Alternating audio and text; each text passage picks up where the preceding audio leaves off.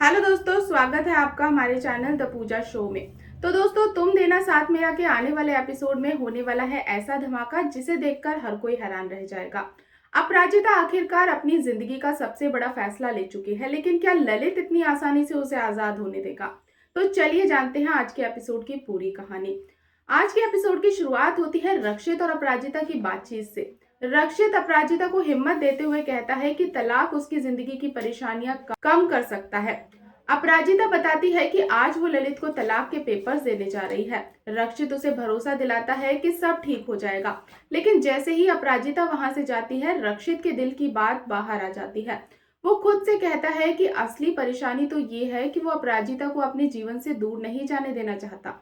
उधर दुबे जी रक्षित की भावनाओं को समझ जाते हैं। वो मजाक मजाक में उसे जिंदगी के मौके ना गंवाने की सलाह देते हैं।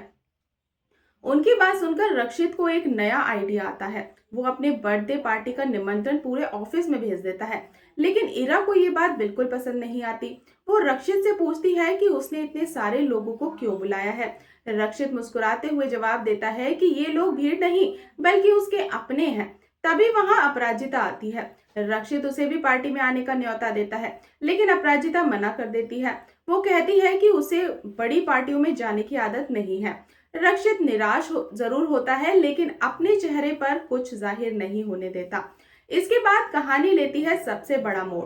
अपराजिता हिम्मत जुटाकर ललित के घर पहुंचती है। उसे देखकर मालती और चंद्रभागा को लगता है कि शायद वो अपने रिश्ते को एक और मौका देने आई है, लेकिन अगले ही पल अपराजिता सबको चौंका देती है। वो ललित के हाथ में तलाक के कागज थमा देती है और कहती है कि दोनों परिवारों को और दर्द देने से बेहतर है कि आपसी सहमति से अलग हो जाए। ये सुनते ही पूरे घर में सन्नाटा छा जाता है। चंद्रभागा गुस्से में कहती है कि उनके परिवार में तलाक जैसी बातें नहीं होती, लेकिन असली झटका अभी बाकी था।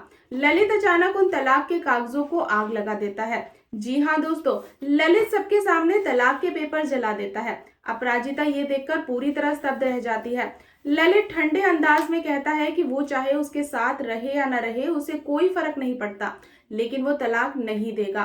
तभी वहां राम गोपाल और मालती पहुंच जाते हैं और उनके आते ही ललित का रंग बदल जाता है। जो आदमी अभी कुछ मिनट पहले तलाक से इनकार कर रहा था, वही अचानक प्यार करने वाले पति का नाटक शुरू कर देता है।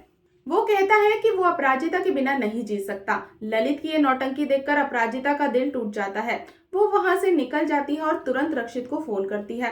रक्षित उसकी पूरी बात सुनता है और कहता है कि ये लड़ाई की सिर्फ शुरुआत है। अगर जरूरत पड़ी तो वो घरेलू हिंसा और मानसिक प्रताड़ना के आधार पर भी तलाक की याचिका दायर कर सकती है। अपराजिता को अपने परिवार की चिंता सताने लगती है, लेकिन रक्षित उसकी ताकत और हिम्मत की तारीफ करता है। तभी अपराजिता एक ऐसी बात कह देती है जो रक्षित के दिल को छू जाती है। वो कहती है कि इस मुश्किल सफर में रक्षित उसका सबसे बड़ा साथी बन गया है। रक्षित ये सुनकर भावुक हो जाता है, लेकिन दोस्तों, असली मुसीबत अभी खत्म नहीं हुई है।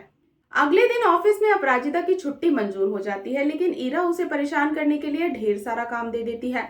गुस्से में अपराजिता रक्षित को मैसेज लिखती है कि ईरा किसी जेलर से कम नहीं है और वो खुद को कैदी जैसा महसूस कर रही है। लेकिन तभी हो जाती है एक बहुत बड़ी गलती। मैसेज रक्षित को भेजने की जगह सीधे ईरा के पास पहुंच जाती है।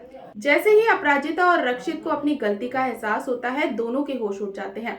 अब सवाल ये है कि क्या ईरा इस मैसेज का कोई जवाब देगी? क्या अपराजिता की नौकरी खतरे में पड़ने वाली है? और क्या ललित अपराजिता को तलाक देने के लिए तैयार होगा?